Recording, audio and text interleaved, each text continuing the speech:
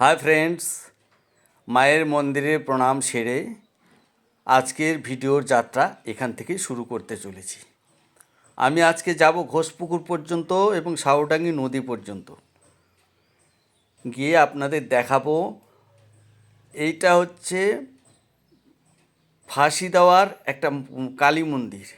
এই কালী মন্দিরে প্রণাম সেরে জ্যোতিনগর ত্রিনয়নী শ্মশান ঘাটের পাশ দিয়ে রাস্তা দিয়ে আমি ন্যাশনাল হাইওয়েতে যাব।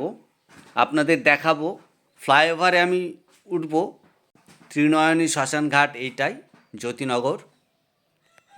এই রাস্তার সামনে দিয়ে এই রাস্তা দিয়ে আমি 4 লেনে যাব আর কি। Phulbari Ghoshpukur bypass 4 lane. আমি বাইকে করে যাচ্ছি। ফাইনালি আমি 4 লেনে উঠেও গেলাম। এইটাই হচ্ছে 4 লেন। এর নিচেই কিন্তু আছে খুব বিজি একটা ট্রেন লাইন, মেন লাইন আমাদের কলকাতার সঙ্গে শিলিগুড়ির যোগাযোগের যে মেন লাইন, সেই লাইনটাই কিন্তু এই লাইন। আমি দেখাবো আপনাদের, দেখতে থাকুন, সঙ্গে থাকুন। আমি বাইকে করে যাচ্ছি। আমি এই ফ্লাইওভারটা পার হয়ে নিচে নেমে আসবো। আমি আপনাদের দেখাবো। এই জায়গাটা কিন্তু গোয়ালটুলি ফ্লাইওভার। গোয়ালটুলি ফ্লাইওভারের উপর দিয়ে আমি বাইক চালিয়ে যাচ্ছি। ফ্লাইওভারের নিচেই কিন্তু উত্তরবঙ্গের সঙ্গে দক্ষিণবঙ্গের যোগাযোগের যে রেল লাইন, সেইটা কিন্তু এই ফ্লাইওভারের নিচ দিয়েই মেন লাইন। কিন্তু ভীষণ বিজি ডবল লাইন হলেও ভীষণ বিজি। এদিকে এনজিপি হয়ে একদম আসাম, আর এই দিকটাতে কলকাতা বা দিল্লি হাওড়া, যেদিকেই যাক, দিল্লি বম্বে যেখানেই যাক, মেন লাইন এইটাই। এই লাইন দিয়ে মূলত যেতে হয়। আর আমি এখন যাচ্ছি, সামনেই আমি নেমে যাব, 4 লেন থেকে নেমে যাব। আপনাদের দেখাবো, দেখতে থাকুন, সঙ্গে থাকুন। আমার ডান দিকেই কিন্তু বাগডোগরা এয়ারপোর্ট। এই যে প্লেন চলে আসছে, কত নিচু দিয়ে যাচ্ছে দেখেন প্লেনটা, অনেক নিচু দিয়ে যাচ্ছে কিন্তু প্লেনটা, একদম নিচু দিয়ে। এই সামনেই বাগডোগরা এয়ারপোর্ট, এই 1-1.5 কিলোমিটার দূরে। এই যে আমি চলে এসেছি ফাইনালি নিচে। এই যে ট্রেনগুলো যাচ্ছে, দেখতে থাকুন। এই উপরেই দেখুন জোড়া ফ্লাইওভার। এই ফ্লাইওভারের উপরেই আমি ভিডিওগুলো দেখালাম। এটা কিন্তু মিলিটারি ট্রেন। অনেকে হয়তো মিলিটারি ট্রেন দেখেই না। এটা মিলিটারি স্পেশাল ট্রেন। এই দেখেন সব কিছুই আছে, কামান টামান দেখা যায়। দেখতে থাকুন, সঙ্গে থাকুন। মিলিটারি ট্রেন এটা। রেলগেট বন্ধ, তাই রেলগেটে দাঁড়িয়েই আমি এই ভিডিওগুলো শ্যুট করছি। রেলগেট খুললে আমিও রেলগেট পার হয়ে যাব, ঘোষপুকুর পর্যন্ত যাব। ঘোষপুকুর পার হয়ে আমবাড়িতে যাব, শাহু নদী দেখাবো। আমি অনেক দিন আগে শাহু নদীতে গিয়েছিলাম। এখন আজকে ইচ্ছে হলো একটু শাহু নদীর দিকে যাই, তো কোনো ভিডিও করা যায় নাকি।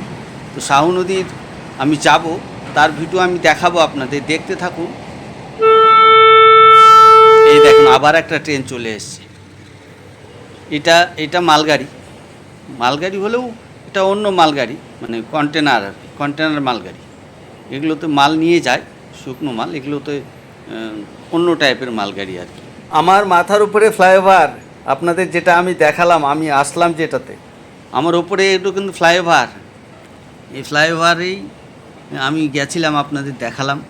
এখন আমি নিচে দাঁড়িয়ে রয়েছি, রেলগেট বন্ধ, তাই আমি নিচে দাঁড়িয়ে রয়েছি। রেলগেট আর খুলছে না, একটার পর একটা ট্রেন চলে আসছে, রেলগেট খুলছে না। এই জন্যই কিন্তু এখানে ফ্লাইওভার করেছে, অনেক জাম লেগে যায়। এখন তো ফ্লাইওভার দিয়ে গাড়ি চলে যায়, এখন তো আর জাম লাগে না। কিন্তু আগে যখন ফ্লাইওভার ছিল না, তখন কিন্তু এখানটায় প্রচণ্ড জাম লাগতো। এই জায়গাটা পার হতে 1-1.5-2 ঘন্টা লেগে যেত। আমার একবার লেগেও ছিল, অনেক দিন আগে আমি এসেছিলাম। আমি অনেক দিন 10 বছর 12 বছর আগে এসেছিলাম। ফ্লাইওভারগুলো কিন্তু এই হয়েছে, রিসেন্টলি হয়েছে। এইবার রেলগেট খুলে গেল। রেলগেট পেরিয়ে আমি আবার 4 লেনে উঠে আপনাদের যাব। সামনেই ক্রান্তি ভিটা। এই ক্রান্তি ভিটার সবুজ প্রকৃতি না থামিয়ে আর পারলাম না আপনাদের দেখানোর জন্য। উপর দিয়ে প্লেন যাচ্ছে, আওয়াজ হচ্ছে, আমি আর দেখাতে পারলাম না। আগেও একবার দেখিয়েছি, এখানে কাছেই বাগডোগরা এয়ারপোর্ট। আগেও বলেছি, আবারও বলছি, সবুজ প্রকৃতিকে চোখ আটকে গেল, তাই এই ভিডিওটা করলাম। ফাইনালি আমি আবার চলেছি ঘোষপুকুরের দিকে। ঘোষপুকুরে গিয়ে আমি আপনাদের ঘোষপুকুরের 4 লেনের যে একটা মোড়, একটা শিলিগুড়ি চলে গেছে, একটা ওইদিকে নকশালবাড়ি চলে গেছে, একটা কলকাতা চলে গেছে, আর এইটা আমি যে রাস্তাতে যাচ্ছি এখন, এই যে আমি ফাইনালি ঘোষপুকুরে চলে এলাম। এইটাই হচ্ছে ঘোষপুকুরের 4 মাথা মোড়, 4 লেনের মোড়, আবার এদিকে ফ্লাইওভারও আছে কিন্তু। Ghoshpukur Phulbari bypass 4 lane.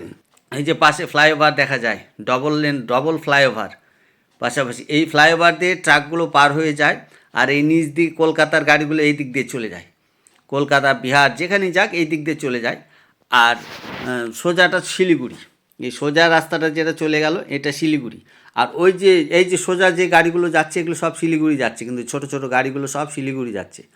4 লেনকে cross করে সোজাটা গেলে নকশালবাড়ি, এখানে কিন্তু ট্রাফিকও আছে। নকশালবাড়ি ওই সব ইয়ে হয়ে অধিকারী নকশালবাড়ি এইদিকে যায় এই গাড়িগুলো। আর আমাদের রাস্তা হচ্ছে এইটা, আমাদের বলতে ফাঁসি দেওয়া মেডিকেল এগুলো আর কি। এইটা দিয়ে এসে এই যে ছোট গাড়িগুলো, এই ছোট গাড়িগুলো এই আমাদের ফাঁসি দেওয়া, তারপরে মেডিকেল মোড় পর্যন্ত এগুলো চলাচল করে। এই যে ফাঁসি এখানে লেখা আছে বাগডোগরা, ফুলবাড়ি, জলপাইগুড়ি, এইটা বাইপাস, এইটা হচ্ছে বাইপাস। এই রাস্তাটার একটা বিশেষত্ব কি, এই বাইপাস রাস্তাতে কিন্তু ট্রাকই চলে, শুধু ট্রাক আর ছোট গাড়ি, বাইক, কিন্তু বাস চলে না। বাস চলে না কেন কি, বাস তো প্যাসেঞ্জার নিয়ে যায়, ও তো শিলিগুড়ি হয়ে আসবে, কাজে এই দিক দিয়ে বাইপাস গেলে তো শিলিগুড়ি বাইপাস করে দিয়েছে। তো বলতে বলতেই আমি আমবাড়ি শাহু নদীতে চলে এলাম। এটাই আমবাড়ির শাহু নদী। শাহু নদীতে জেলেরা মাছ ধরছে, ছোট ছোট মাছ।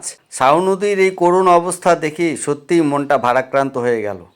বেশ কয়েক বছর পূর্বে আমি এই শাহু নদীতে এসেছিলাম, তখন শাহু নদীর আর এখন শাহু নদীর অনেক ফারাক। নদীতে জল নেই, বালু নেই।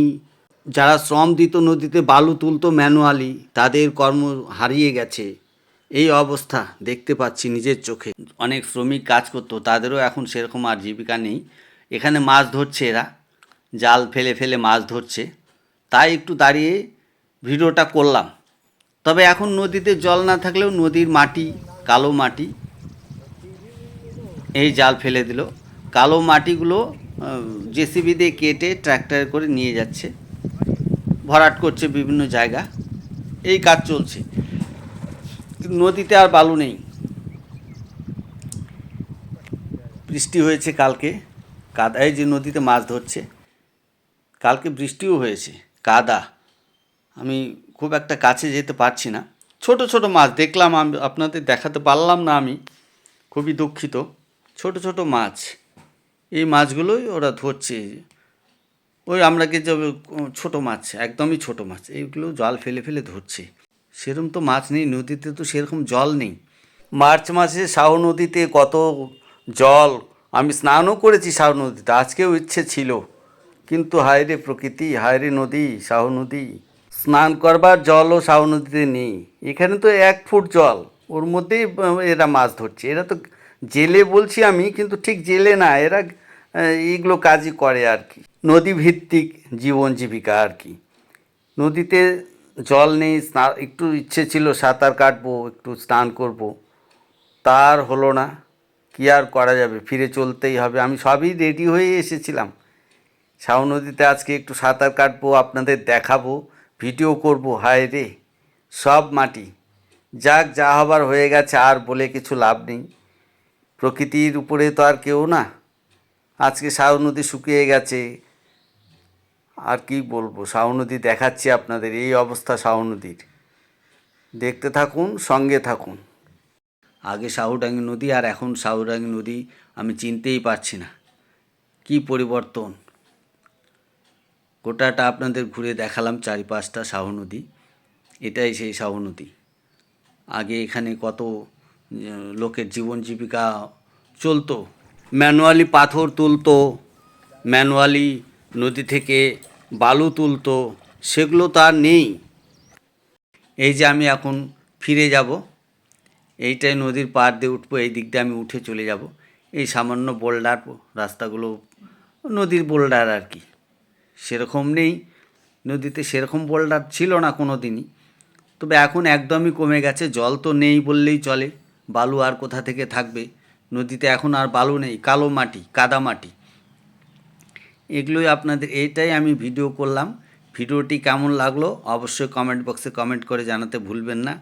আমার এই ভিডিওটি যদি আপনাদের একটুও ভালো লেগে থাকে তবে লাইক, শেয়ার, সাবস্ক্রাইব এবং হাইপ করতে ভুলবেন। ইওর ফ্রেন্ডস চ্যানেল সঞ্জয়ের পক্ষ থেকে এই ভিডিওটি আপনাদের সামনে উপস্থাপন করলাম। সবুজ প্রকৃতি দেখতে ভালোই লাগে, কিন্তু নদীর অবস্থা দেখে সত্যিই মনটা ভীষণ ভারাক্রান্ত হয়ে গেল। অনেক আশা করে এসেছিলাম এই নদীতে, সাঁতার কাটবো, এখন গরমের দিন নদীতে একটু স্নান করব। হায় রে, সব আশা মাটি। মনের দুঃখ, মন ভারাক্রান্ত হয়ে ফিরে চলেছি। ভিডিওটিকে আর না বাড়িয়ে সবাইকে আবারও অনেক অনেক প্রীতি, শুভেচ্ছা, শুভকামনা জানিয়ে আজকের মতো ভিডিওটি এখানেই শেষ করলাম। জয় হিন্দ, বন্দে মাতরম।